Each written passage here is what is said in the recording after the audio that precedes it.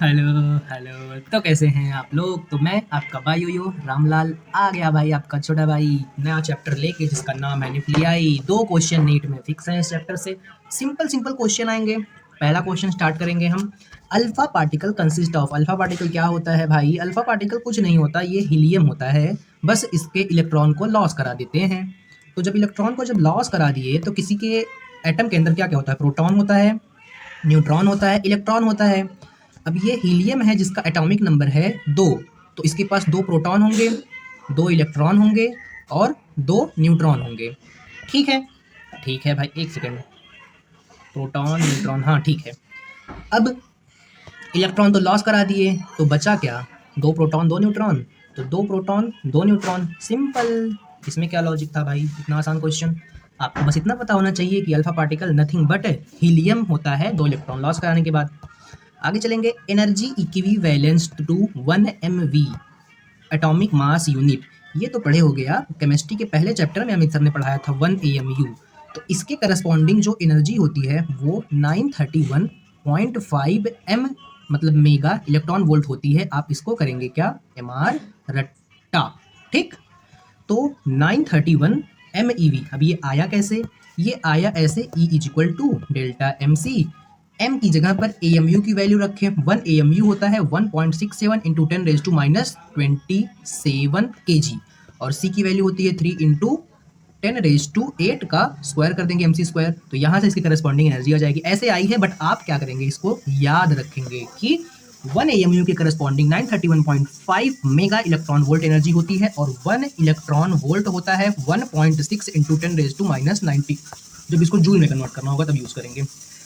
अब ये सिंपल सा क्वेश्चन नीट 2020 में आया था। अगर आप ये E बराबर MC की इक्वेशन नहीं जानते तो नहीं कर पाएंगे। E बराबर MC में ये M जो होता है ना, वो डेल्टा M होता है, मतलब मास के करस्पॉन्डिंग एनर्जी में चेंज होना। जैसे सर ने बताया था, इतना सा एटम काटो, इतना सा एक एटम काटो, उसको एनर्जी में चेंज कर दो। जैसे तुम्हारा बॉडी है, वो इतनी सी बॉडी का पार्ट मास को हम एनर्जी में कन्वर्ट करेंगे तो बहुत बड़ी एनर्जी होगी। तो वैसे ही एनर्जी इस मास के इक्विवेलेंट कितनी होगी? तो E बराबर MC का स्क्वायर। M कितना है भाई? 0.5। ये तो लेकिन ग्राम में है, तो इसको केजी में करने के लिए 10⁻³ से मल्टीप्लाई कर देंगे। C की वैल्यू कितनी है? 3 इंटू 10⁸8। तो इसका होल स्क्वायर करेंगे, C स्क्वायर होता है। तो ये मेरा हो जाएगा 0.5 इंटू 10⁻³ इंटू 9 इंटू 10⁻16। ठीक। अब 5 क्या होता है? 45। और 4.5 के ऑर्डर में 2 आंसर दिए हैं, तो ये दोनों तो नहीं होंगे। तो ये 4.5 हो जाएगा। 0.5 का मीन्स है 9 को 1/2 से मल्टीप्लाई कर रहे हैं, तो 4.5 इंटू 16 का पावर 3 पावर खाएगा तो 10⁻+13 हो जाएगा, मतलब ये वाला आंसर। आगे चलेंगे भाई अगले सवाल पर। अगला क्वेश्चन क्या है?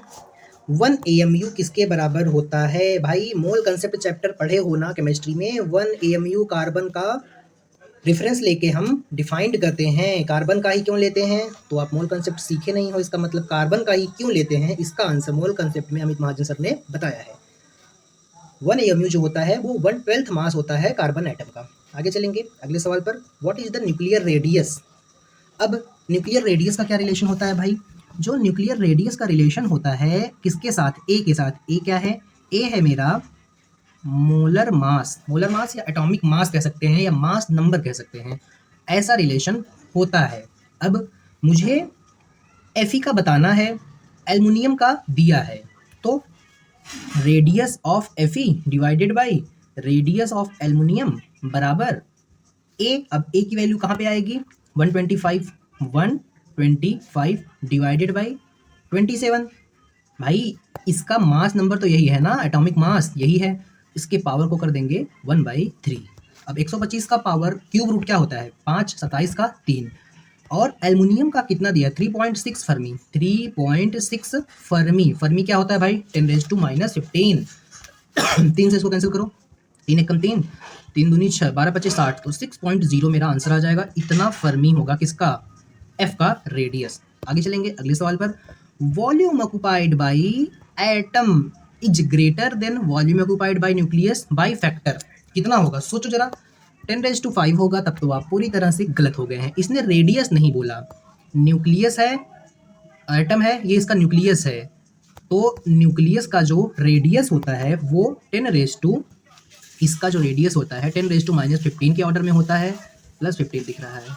और इसका जो रेडियस होता है 10 रेज टू -10 के ऑर्डर में होता है। किसके ऑर्डर में होता है? 10 रेज टू -10 के ऑर्डर में। तो ये बड़ा है इससे 1,00,000 टाइम्स, 1,00,000 टाइम्स ये बड़ा होता है, लेकिन ये रेडियस बड़ा होता है। यहाँ पर क्या पूछा? वॉल्यूम। तो हम क्या लिखेंगे? Volume of atom divided by volume of nucleus. Volume of atom होता क्या है? जो भी होता है वो r³ के प्रोपोर्शनल होता है। तो रेडियस ऑफ एटम का क्यूब, प्रोपोर्शनलिटी साइन देख रहे हैं तो इक्वल कर देंगे। फॉर्मूला नहीं आता क्या तुमको? 4/3 पाई r³। वॉल्यूम ऑफ यही होगा ना, 4/3 पाई r³। करेक्ट कर देना, बट इतना पता है कि रेडियस के क्यूब के प्रोपोर्शनल होगा। तो यहाँ पर रेडियस आ जाएगा न्यूक्लियस का, इसका क्यूब हो जाएगा। तो यहाँ पर r of atom, r of nucleus, दोनों का कर देंगे होल क्यूब। अब रेडियस ऑफ एटम कितना होता है? 10 रेज टू, किसके किसके बताना था? एटम टू न्यूक्लियस ना। एटम का होता है 10 रेज टू -10। भाई मैंने ऊपर गलत तो नहीं बता दिया? नहीं, सही है। और न्यूक्लियस का होता है 10 रेज टू -15। इसका करना है होल क्यूब। ये ऊपर जाएगा, ये ऊपर जाएगा, तो 10 रेज टू -10, इसमें प्लस हो जाएगा 15 पावर, इसका क्यूब करना है। तो ये हो जाएगा 10 रेज टू +5 का क्यूब, और जब क्यूब करेंगे तो ये हो जाएगा 10 रेज टू 15 प्लस में, मतलब ये वाला मेरा आंसर हो जाएगा। अब अगला क्वेश्चन क्या है भाई? Assume the nuclei to be spherical. Assume करो कि न्यूक्लियाई स्पेरिकल है, तो surface area of nuclear mass A1 compare with the nucleus mass A2। मतलब हमको सिंपली रेशियो रिलेशन बताना है किसका? एरिया का ए के कंपेयर में, ए के टर्म्स में। मतलब ये ए जो है वो मास नंबर है, और मुझे रिलेशन बताना है एरिया का इससे। अब हमको पता है रेडियस का ratio r directly proportional to a का पावर 1/3 होता है। हाँ, तो यहाँ पर रेडियस इसके ऐसे प्रोपोर्शनल है, और एरिया क्या होता है भाई? एरिया जो होता है वो 4πr² होता है। तो क्या मैं कह सकता हूँ कि एरिया जो है वो r पावर के स्क्वायर प्रोपोर्शनल है? हाँ, ऐसा मैं कह सकता हूँ।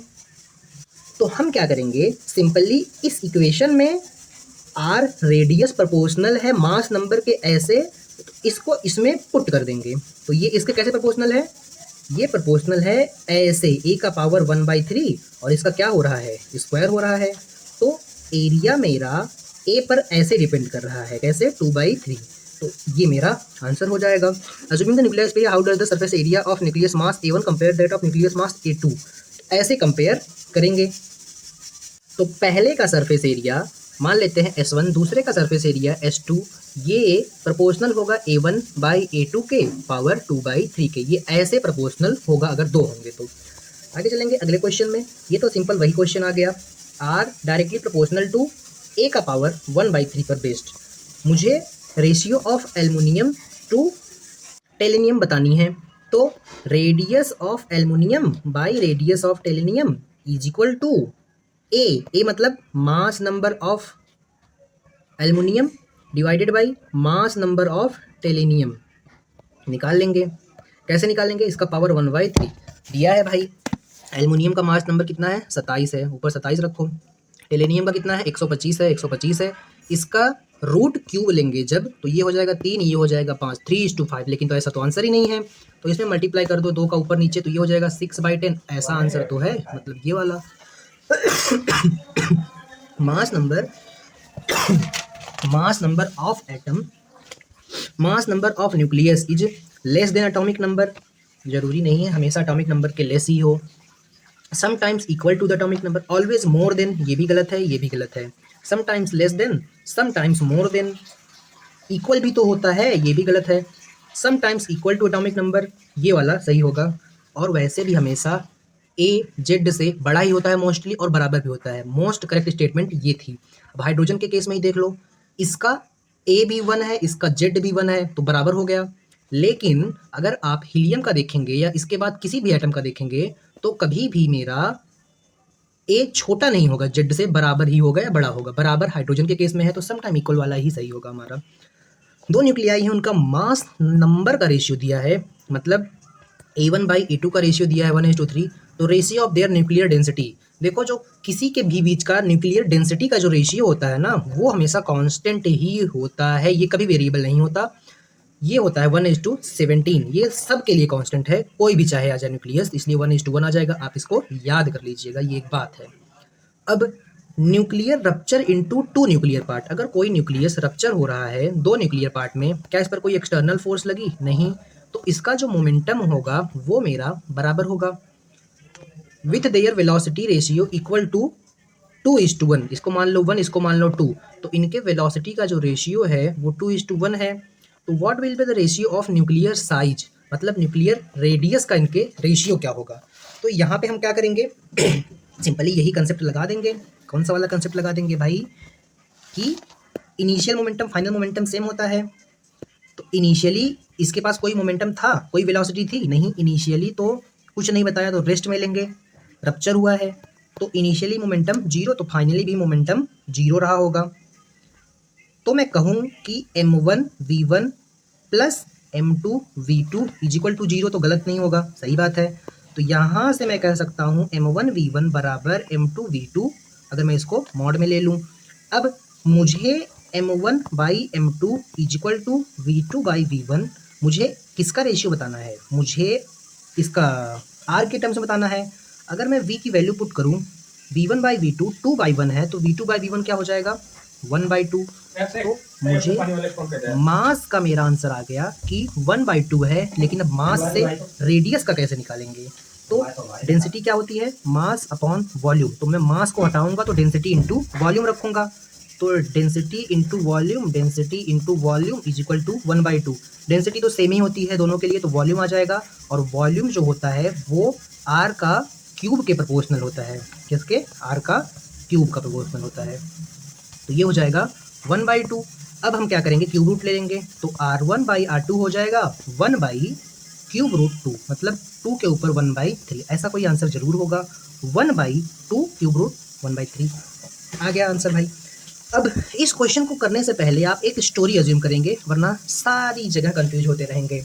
मैं आपको एक 50 या 500 की 100 नोट दिया, ऐसे गड्डी में बंद, गड्डी मतलब समझ रहे हैं, ऐसे बंद, जैसे बैंक से निकलता है नोट वैसे, तो ऐसे पूरा पैक नोट था। तो 50,000 था, 100 नोट है तो भाई 50,000 है, फिक्स है। लेकिन जब मैं उसको काउंट किया, एक एक नोट, एक एक नोट, एक एक नोट, भाई एक नोट एक्स्ट्रा निकल गई। मैं तो खुशी से फूले नहीं समा रहा था। अरे यार, निकालने गया था 50,000, मिल गया साला 50,500।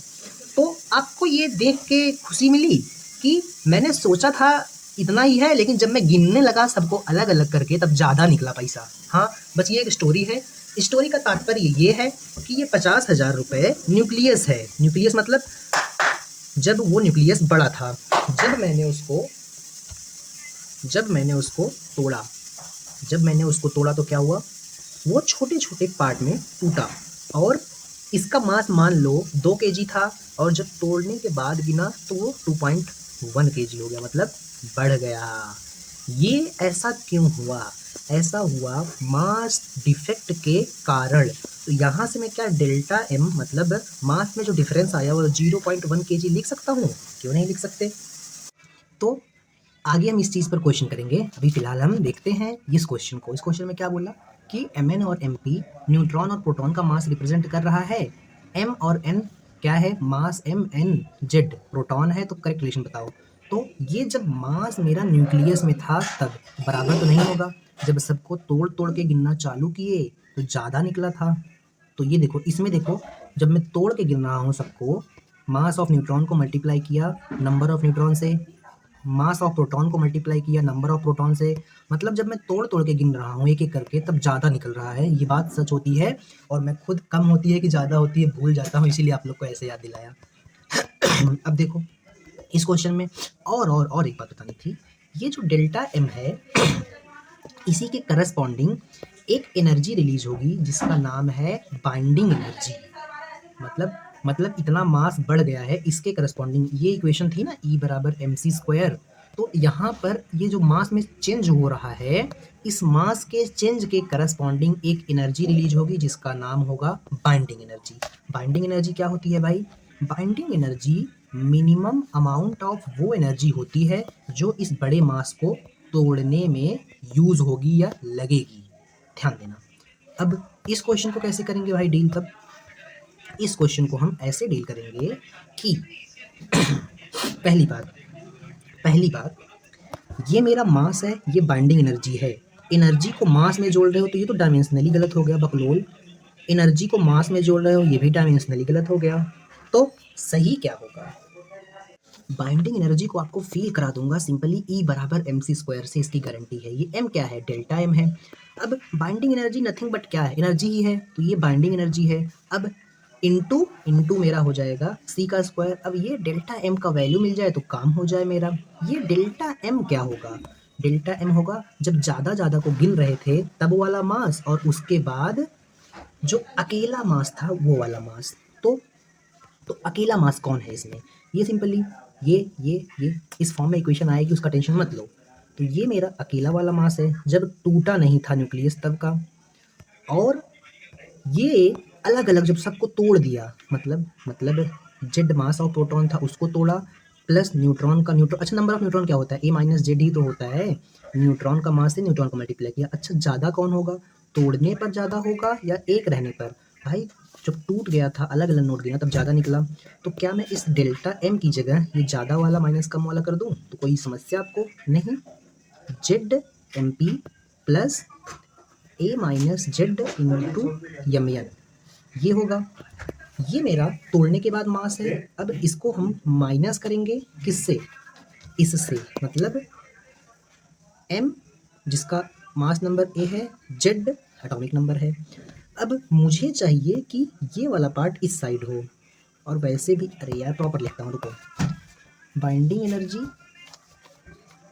एनर्जी बराबर Z mass of proton plus A - Z mass of neutron minus capital M A, Z into C का स्क्वायर। तो मुझे चाहिए इसके फॉर्म में आंसर, तो इस C को इस साइड लेके आ जाऊंगा तो ये डिवीजन में आ जाएगा। और उसके बाद मुझे इसके फॉर्म में चाहिए तो इसको इस साइड लेके चला जाऊंगा, इस पूरे को इस साइड, इस पूरे को इस साइड। तो क्या हो जाएगा? ये प्लस में हो जाएगा जो माइनस में था, और ये इस साइड आएगा जब, तो Z mass of proton plus A - Z mass of neutron minus binding energy by C का स्क्वायर, ये मेरा आंसर हो जाएगा। तो क्या आपने E बराबर mc² से ये चीज़ फील की? ये डेल्टा m जो आ रहा था वो क्यों आ रहा था? ये वही डेल्टा m है kg के टर्म्स में, ये वही डेल्टा m है मास के टर्म्स में। तो हमारा कौन सा आंसर मैच कर गया? ये वाला। सिंपल। आगे चलेंगे अगले सवाल पर। अगला सवाल क्या है भाई?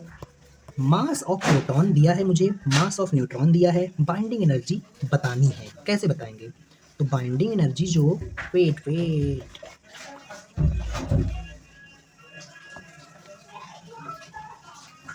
फिर से करते हैं भाई इस क्वेश्चन को। क्या था क्वेश्चन? स्टार्ट ही कर रहे थे हम। इस क्वेश्चन हमको बाइंडिंग एनर्जी पूछ लिया, तो अभी हमने बाइंडिंग एनर्जी का फॉर्मूला एक तरह से डिराइव ही किया था। ये होता है जेड मतलब number of proton into mass of proton plus number of neutron होता है A - जेड। जेड क्या है? Atomic number. ए क्या है? Mass number. और इसमें मल्टीप्लाई करेंगे मास ऑफ न्यूट्रॉन से माइनस मास ऑफ न्यूक्लियस जो हमको अकेला दिया है। ये मेरा होगा बाइंडिंग एनर्जी। किसके फॉर्मेट में? ऐसा तो आया नहीं था भाई, यही चीज़ ने हमने डिराइव करके लिखी थी, दूसरी चीज़ नहीं लिखी थी। फिर इसको E बराबर mc² के फॉर्म में कन्वर्ट किया था। तो क्या यहाँ पर आने तो C²। अब तो कोई समस्या नहीं है, नहीं अब कोई समस्या नहीं है। ये डेल्टा m हो गया, ये C² हो गया, तो यहीं रहने दो C² को ना। ये डेल्टा m हो गया। अब डेल्टा m हम निकाल लेते हैं। कितना है भाई? मास ऑफ प्रोटॉन कितना है? 1 पॉइंट। भाई न्यूक्लियाई के ये चैप्टर में इतना खतरनाक कैलकुलेशन होता है और कहीं नहीं होता है ऐसा। इतना है। और क्या है? प्रोटॉन हीलियम है, तो ऐसा हीलियम का एटॉमिक नंबर 2 होता है। तो 2 से इसको मल्टीप्लाई करेंगे प्लस A - जे। ए कितना है? 4। जेड कितना है? 2 है। और मास ऑफ न्यूट्रॉन कितना दिया है? 1.0087। तो मल्टीप्लाई बाई 1.0087, ये हमको मास ऑफ न्यूट्रॉन दिया है। फिर उसके बाद मास ऑफ न्यूक्लियस कितना दिया है? 4.005 दिया है। तो जब हम इसको सॉल्व करेंगे तो ये कुछ हमारा 2.0146 आ जाएगा, प्लस इसमें से 2 जाएगा, फिर इसमें 2 से मल्टीप्लाई करेंगे तो ये 2.0174 आ जाएगा, फिर इसमें से माइनस करेंगे 4.0015 को 4.0015 को इंटू बाहर मेरा सी स्क्वायर है ही भाई, तो ये 2 4 हो जाएगा, तो 4.0320 माइनस 4.0015 से माइनस करेंगे इंटू सी स्क्वायर इंटू सी स्क्वायर। अब मेरा डेल्टा एम आ जाएगा, ये हो जाएगा 0.0320 मल्टीप्लाई बाई, अब यहाँ पर एक चीज़ याद दिलाया था मैंने, 1 AMU की वैल्यू 931.5 होती है। ये जो 931 पॉइंट है ना, ये क्यों आई है पता है? E बराबर डेल्टा एम सी स्क्वायर में, एक सी का स्क्वायर डेल्टा एम की जगह 1 AMU, तो यहाँ पर कुछ नहीं है तो मैं 1 AMU मान लो, और फिर इसके जगह पर हम 931.5 पुट कर देंगे। अब एक बात बताओ, इसको कैसे सॉल्व करोगे? इसको हम एक सिंपल तरीके से सॉल्व कर लेंगे, कैसे करोगे बताओ? है मेगा इलेक्ट्रॉन है, मेगा मतलब 10⁻⁶ इलेक्ट्रॉन वोल्ट में आंसर है कि mega electron? Oh shit, mega electron में ही आंसर है। तो हम एक काम करेंगे, क्या करेंगे, 100 से मल्टीप्लाई ऊपर नीचे कर दें, ऊपर नीचे 100 से मल्टीप्लाई कर देंगे, तो इसमें जब 100 से मल्टीप्लाई करेंगे तो ये लगभग हो जाएगा 3.05, डेल्टा एम 3.05 आया, मैं यहाँ पर 05 है भाई, तो 3.05 हो जाएगा। तो जब मैं 100 से मल्टीप्लाई करूँगा तो ये डेसिमल ऊपर वाला यहाँ आ जाएगा, 3.05 मल्टीप्लाई बाई 931 डिवाइडेड बाई 100, ऊपर नीचे दोनों जगह 100 से मल्टीप्लाई किया। अब जब इसमें 100 से मल्टीप्लाई डिवाइड करेंगे तो ये 9 पॉइंट समथिंग आ जाएगा, 9 तारीख 27 के अराउंड वाला मेरा आंसर होगा, और 27 के अराउंड एक ही आंसर है, ये वाला। आगे चलेंगे, बाइंडिंग एनर्जी हमको दिया है, बताना है कौन ज़्यादा स्टेबल है। तो बाइंडिंग एनर्जी पर न्यूक्लियॉन जो होता है, पर nucleus directly proportional to stability होता है, या हम ऐसा भी कह सकते हैं binding energy divided by mass number, ऐसा भी कर सकते हैं, कोई दिक्कत नहीं है। तो क्या करेंगे भाई, तो हम एक काम करेंगे, बाइंडिंग एनर्जी पर न्यूक्लियस, जब इसको हम मास से डिवाइड कर देंगे तो हमको स्टेबिलिटी मिल जाएगी। तो हीलियम की बाइंडिंग एनर्जी कितनी है? 27 है, इसको डिवाइड करो 4 से, लिथियम कितनी है, जो भी है उसको डिवाइड करो 7 से, तो ये 4 छंग 24, 4 सते 28, लगभग 3.9 के अराउंड आएगा, और ये 7 छंग 42, 7 छंग 42, 7 पचे 35, ये लगभग 5 के अराउंड आएगा। तो क्या मुझे बताओ, एक सेकेंड, 4 पचे 20, 4 छंग 24, तो ये लगभग 6.9 के अराउंड आ रहा है, ये 5 पॉइंट समथिंग आएगा। तो क्या मुझे बताओ, इसको तोड़ने में ज़्यादा बाइंडिंग एनर्जी लग रही है पर न्यूक्लियॉन, और इसको तोड़ने में कम, जिसको तोड़ने में ज़्यादा एनर्जी लगेगी वो तो ज़्यादा स्टेबल रहा ही होगा भाई, इसीलिए तो ज़्यादा एनर्जी लग रही है। तो हीलियम का न्यूक्लियाई मोर स्टेबल होता है देन लिथियम का न्यूक्लियाई। और वैसे भी जब हम binding energy by A to Z का ग्राफ पढ़ते हैं तो कुछ ऐसा पीक बनता है, और यहाँ पर मैक्सिमम पीक एफ का आता है, सबसे ज़्यादा बाइंडिंग एनर्जी एफ की होती है, इसका मतलब ये मोस्ट स्टेबल होता है, लगभग जो भी छोड़ोगे। और ये जो पीक होता है ना, यहाँ पर हीलियम आ जाता है, तो जो पीक पे होता है वो आजू बाजू वाले से ज़्यादा स्टेबल होता है। मिलते हैं अगली क्लास में, तब तक के लिए ओके बाय।